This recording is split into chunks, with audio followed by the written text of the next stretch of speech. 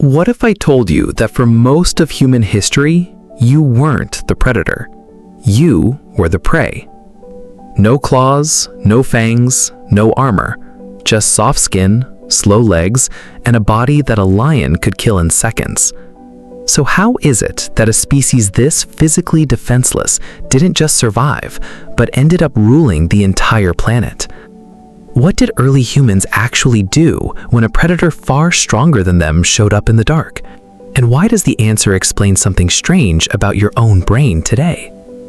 Let's go back. Not centuries, millions of years.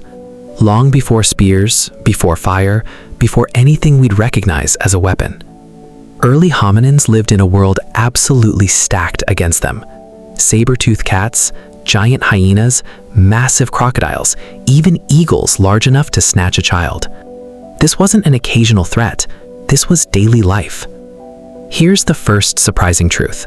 For a huge stretch of human evolution, we weren't apex predators.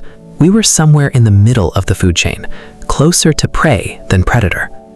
A 2013 study published in the journal Quaternary Science Reviews, led by paleontologist Jacques Hublin, analyzed early hominin fossils and found consistent evidence of predator attacks, including bite marks matching large carnivores. Australopithecus skulls have been found with puncture wounds that fit the exact spacing of leopard canines. We weren't hunting these animals, they were hunting us. But here's where things get strange. Despite being weaker, slower, and less equipped than nearly every major predator around them, early humans didn't just survive, they multiplied. So how? The answer isn't strength, it's strategy. Anthropologists studying group behavior in early human ancestors point to one key adaptation: cooperative defense. Alone, a human was easy prey. In a coordinated group, throwing rocks, shouting, and using basic tools, humans became something predators couldn't easily calculate. Now ask yourself, what happens when an animal that hunted by instinct suddenly faces a threat it can't predict? That unpredictability became one of humanity's earliest survival weapons. Then scientists discovered something unexpected. Fire changed everything. Controlled use of fire, dating back at least 1 million years based on evidence from sites like Wonderwork Cave in South Africa, didn't just provide warmth, it provided psychological dominance. Most predators have an instinctive fear of open flame. A group of humans with fire wasn't just protected, they became something predators actively avoided. Think about that for a second. The same tool that helped cook food and expand the brain also flipped the entire predator-prey relationship on its head. But the real mystery is this.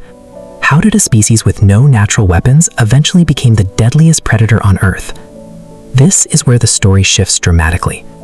Once humans began using thrown weapons, sharpened sticks, and later stone-tipped spears, something remarkable happened.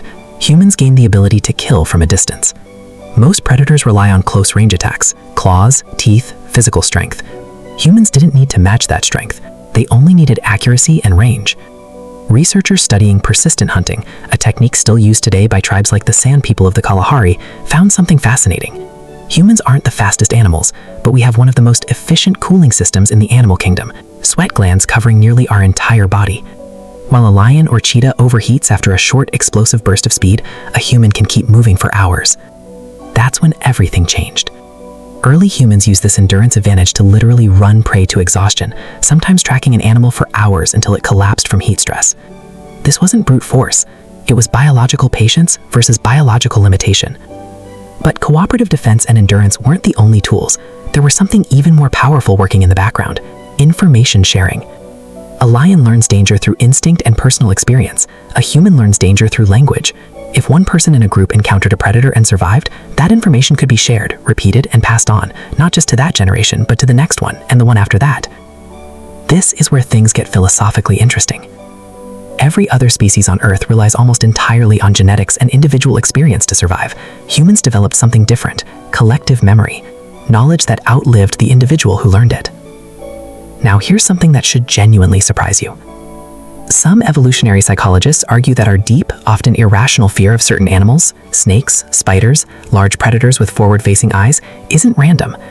Research published in evolutionary psychology journals suggests humans may have an innate predisposition to detect predator-like features faster than neutral objects, a survival mechanism potentially inherited from millions of years of predator pressure. Think about that. The instinctive chill you feel walking through a dark forest, or the unease of something watching you from the shadows, that might not be irrational fear.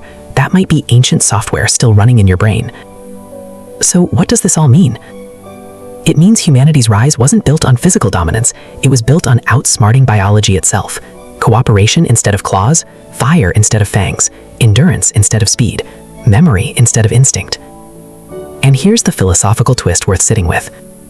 We often imagine evolution rewarding strength, size, and power, but the species that conquered every apex predator on the planet did it by being smaller, slower, and weaker than almost everything trying to kill it. Maybe dominance was never about physical power at all. Maybe it was about the ability to think together, to remember what almost killed you, and to make sure it never worked the same way twice. So the next time you feel a flicker of unease in the dark, remember, that fear isn't weakness, it's inheritance. It's proof that your ancestors were once hunted, and somehow, against every biological disadvantage imaginable, they were the ones who walked away.